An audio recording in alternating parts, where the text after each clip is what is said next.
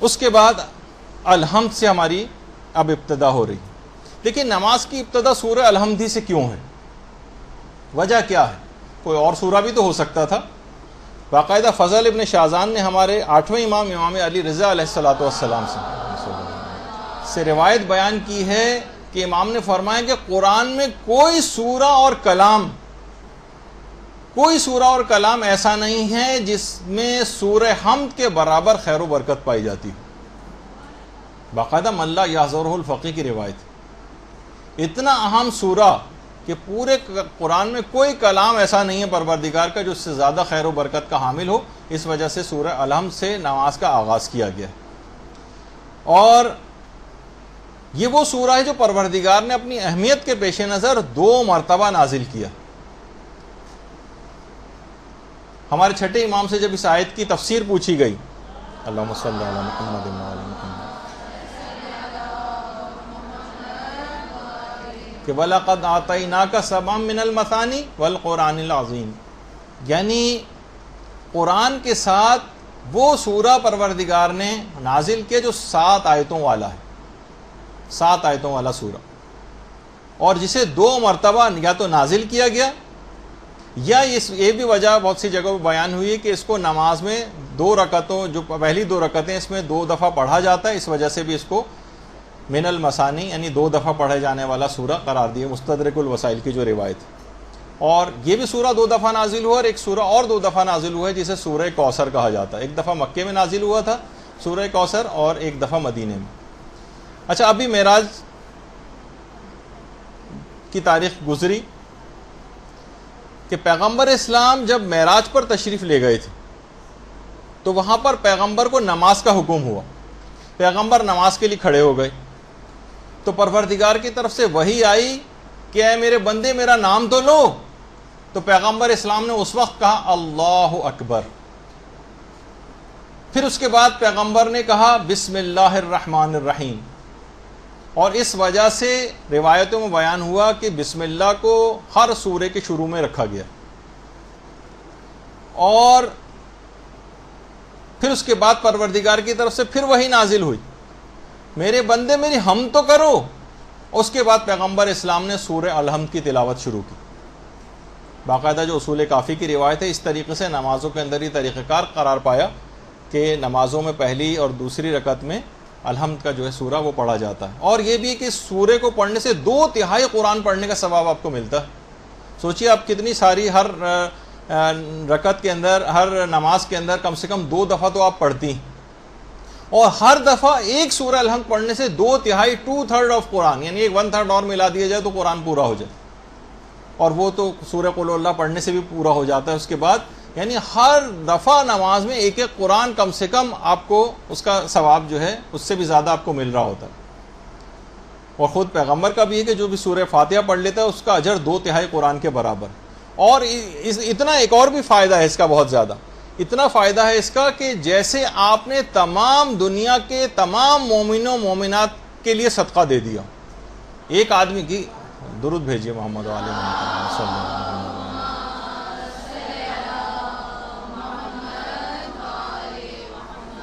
باقاعدہ تفسیر مجموع البیان کے اندر جو پہلی جلد ہے اس کے اندر سورہ الحمد کے ذیل میں یہ بات بیان ہوئی ہے، یہ والی روایت، کہ تمام دنیا کے مومنین و مومنات کی طرف سے گویا آپ نے صدقہ دے دیا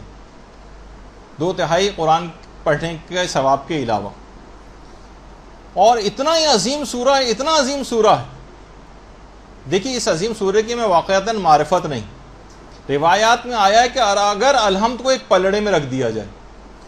اور قرآن کے تمام دیگر سوروں کو دوسرے پلڑے میں رکھ دیا جائے تو الحمد والا پلڑا 7 گنا زیادہ بھاری ہو جائے گا.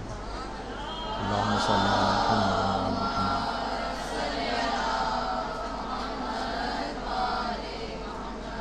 7 گنا زیادہ بھاری قرآن کے دیگر تمام سوروں کے مقابلے میں الحمد کا سورہ. اب کتنی سرسری بیزاری اور اس سے ہم پڑھتے ہوئے جاتے ہیں اس سورے کو. اور یہ جب سورہ نازل ہوا تھا تو واقعتاً شیطان نے اس وقت نالہ و فریاد کیا تھا. اور پیغمبر اسلام نے ایک اور خاص موقع دے کہ عام زندگی میں بھی وہ ہے نا، نماز سے مدد لو. نماز کے اندر سورہ الحمد پڑھی جاتی ہے لیکن عام زندگی میں اس سے مدد لی جا سکتی. خاص طور پر پیغمبر نے جو درد جس وقت جسم میں کسی جگہ واقع ہو رہا ہو، سر میں یا جسم کسی اور جگہ، اس وقت سورہ الحمد پڑھنے کی بہت تاکید ہے۔ قرآن کے ذریعے بھی باقاعدہ بہت سارے علماء نے پوری کتابیں لکھی ہیں قرآن سے علاج کے سلسلے میں، تو اس کے اندر سے ایک بات یہ بھی ہے۔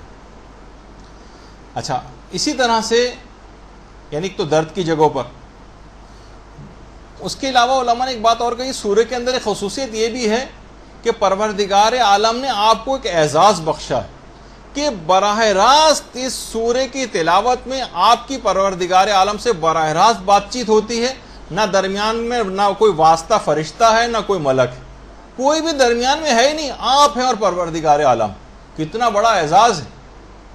کہ سورہ الحمد جس وقت ہم پڑھتے ہیں براہ راست پروردگار عالم سے ہماری بات چیت ہو رہی ہوتی۔ پیغمبر اسلام کی اپنی حیات ظاہریہ میں بھی اس سورے کو فاتحۃ الکتاب کے نام سے یاد کیا جاتا تھا، قرآن کا آغاز کرنے والی سورہ۔ یہاں سے علماء فرماتے ہیں کہ اس نام سے بھی ایک مسئلہ حل ہوتا ہے کہ جو یہ لوگ کہتے ہیں کہ قرآن پیغمبر اسلام کے دور میں جمع نہیں ہوا تھا بلکہ بعد کے زمانے کے جو حکمران آتے رہے ان لوگوں نے قرآن کو جمع کیا ہے، علماء اس نام کو بھی ایک دلیل کے طور پر دیگر دلائل کے ساتھ اس کو بھی دلیل بناتے ہیں کہ رسول کے دور میں قرآن پورا جمع ہو چکا تھا، اور اس کے شروع میں سورہ الحمد تھی، جب بھی تو رسول کے زمانے میں سے فاتحۃ الکتاب کہا جاتا تھا، قرآن کا آغاز کرنے والی سورہ، جب کوئی چیز ہی نہیں تھی، قرآن جمع ہی نہیں تھا، لوگوں کے صحابہ کے دل وغیرہ میں تھا، تو قرآن کا آغاز کرنے والا سورہ اس کو کیسے کہا جا سکتا ہے؟ قرآن تو کوئی فزیکل صورت میں مکمل طور پر موجود ہی نہیں تھا ان لوگوں کے نظریے کے مطابق۔ تو علماء کہتے ہیں اس کے معنی بھی ہیں کہ قرآن پیغمبر اسلام کی اپنی زندگی میں جمع ہو چکا تھا۔ جہاں تک وہ روایات ہیں کہ جن میں امیر المومنین کے قرآن کو جمع کرنے کا تذکرہ،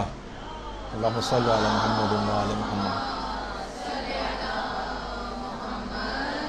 وہ اصلاً قرآن کی تمام آیات کو ان کے شان نزول و تفاسیر کے ساتھ جمع کرنے کے متعلق، نہ کہ خود قرآن کے متعلق۔ اور ایک اور حدیث بھی ہے جس کو لوگ اس طور پر کبھی نہیں لیتے، اس سے بھی ایک بہت بڑا مسئلہ حل ہوتا ہے، حالانکہ وہ حدیث کتنی مشہور، انی تارکن فیکم الثقلین کتاب اللہ و عطرتی اہل بیتی،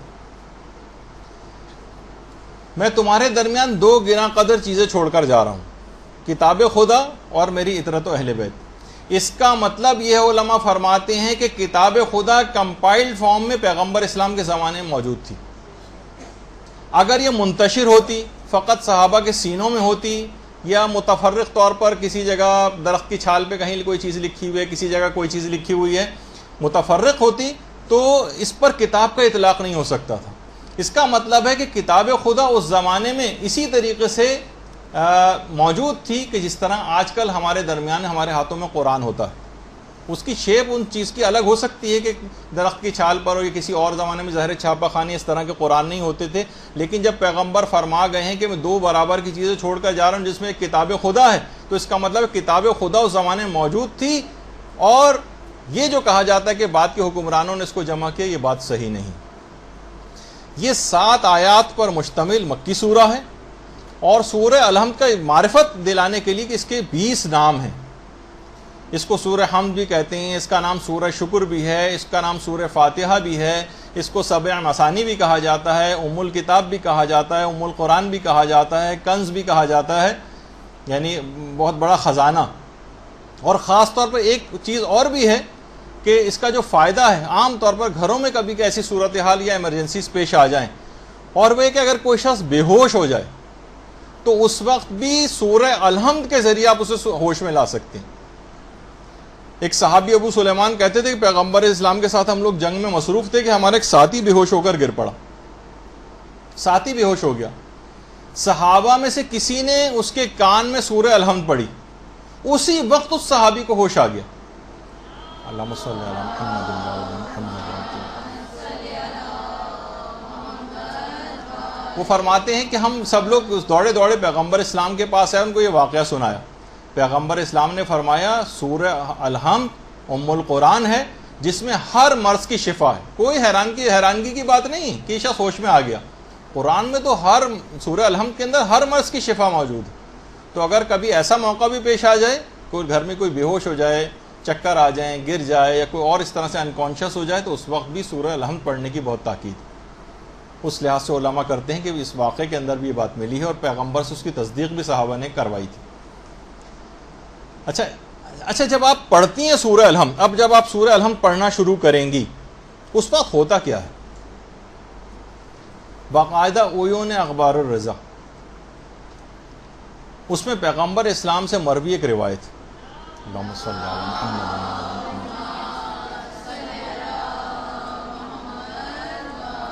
روایت پیغمبر فرماتے ہیں جب بندہ یہ کہتا ہے بسم اللہ الرحمن الرحیم تو پروردگار عالم فرشتوں سے کہتا ہے کہ اس نے میرے نام سے ابتدا کی ہے، فرشتوں مجھ پر لازم ہے کہ اس کے تمام کاموں کو اب میں انجام تک پہنچاؤں گا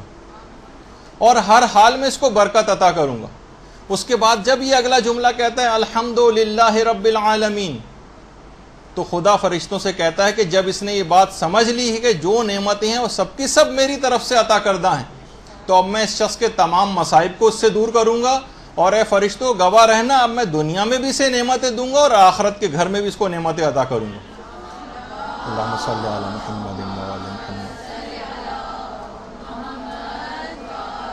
اور میں جس طرح سے اس جہان میں اس کو مصائب سے نجات عطا کروں گا اسی طرح سے آخرت کے گھر میں بھی اس کو تمام مصائب سے نجات عطا کروں گا۔ اس کے بعد جب بندہ اس کے بعد اگلا کلمہ کہتا ہے الرحمن الرحیم تو پروردگار کہتا ہے کہ جب یہ گواہی دے رہا ہے کہ میں رحمان اور رحیم ہوں تو اے فرشتوں گواہ رہنا کہ میں اس کے حصے میں اپنی رحمت اور عطیات کو زیادہ سے زیادہ کر دوں گا۔ اور جس وقت یہ کہتا ہے مالک یوم الدین، ایک پروردگار فرشتوں سے کہتا ہے فرشتوں گواہ رہنا کہ اس نے روز قیامت میری مالکیت کا اعتراف کر لیا ہے، اب میں اس کے حساب و کتاب والے دن اس کے حساب و کتاب میں آسانی پیدا کروں گا اور اس کی تمام نیکیوں کو قبول کر لوں گا اور اس کے تمام گناہوں کو معاف کر دوں گا۔ اس کے بعد جب بندہ کہتا ہے ایاک نعبد، پروردگار کہتا ہے اس نے بالکل سچ کہا، یہ میری ہی عبادت کرتا ہے، فرشتوں اب گواہ رہنا کہ اس کی عبادت پر میں اس کو ایسا ثواب عطا کروں گا کہ جو اس کے مخالف لوگ ہیں وہ اس پر رشک کریں گے۔ دیکھیے بہت اہم بات ہے، اس کے جتنے مخالفین ہیں وہ اس پر رشک کریں گے، میں اتنا ثواب اس کو دوں گا۔ اور جس وقت وہ کہتا ہے ایاک نستعین تو پروردگار کہتا ہے کہ اس نے مجھ سے مدد چاہیے اور میری پناہ طلبی اس نے طلب کی ہے، اے فرشتوں گواہ رہنا کہ اب میں اس کے تمام کاموں میں اس کی مدد کروں گا اور تمام سختیوں اور تنگیوں میں اس کی مدد کو پہنچوں گا۔ اور اس کے بعد جب یہ کہتا ہے اہدنا الصراط المستقیم اور یہاں سے لے کر علیہم ولا الضالین تک جب یہ کہتا ہے تو پروردگار فرشتوں سے مخاطب کر کے کہتا ہے کہ میرے بندے کی یہ خواہش بھی پوری ہو گئی، اب یہ کچھ بھی مجھ سے مانگے گا میں اس کی تمام دعاؤں کو قبول کروں گا، اور جس چیز کی اس نے امید مجھ سے لگائے بیٹھا ہے میں ان تمام چیزوں کو اس کو عطا کروں گا، اور تمام ان چیزوں سے جن سے یہ خائف ہے اس سے اب اس کو مامون قرار دے دوں گا۔ تو آپ نے دیکھا باقاعدہ تفسیر المیزان کی پہلی جلد میں عیون اخبار الرضا وغیرہ کے اندر سب کے اندر یہ روایت موجود ہے کہ جس وقت آپ سورہ الحمد پڑھتی ہیں تو پروردگار فرشتوں سے اس وقت ہم کلام ہو کہ یہ باتیں آپ کے لیے کہہ رہا ہوتا ہے، تو اتنا سرسری طریقے سے سورہ الحمد کو پڑھا جائے، کتنی اہم بات ہے کہ اتنی چیزیں پروردگار عالم آپ سے وعدے کر رہا ہے کہ میں یہ کام کروں گا، یہ کروں گا، تمہاری ہر مدد کو پہنچوں گا، ہر طرح کی امداد کروں گا، تمام اعمال کو قبول کر لوں گا، ہر قسم کے خوف اور مصیبت سے نجات دوں گا اور آخرت تک میں نجات دے دوں گا، تمام وعدے پروردگار اس الحمد کے نتیجے میں آپ سے پروردگار کر رہا ہے۔ برحمتک یا ارحم الراحمین وصلی اللہ علی محمد و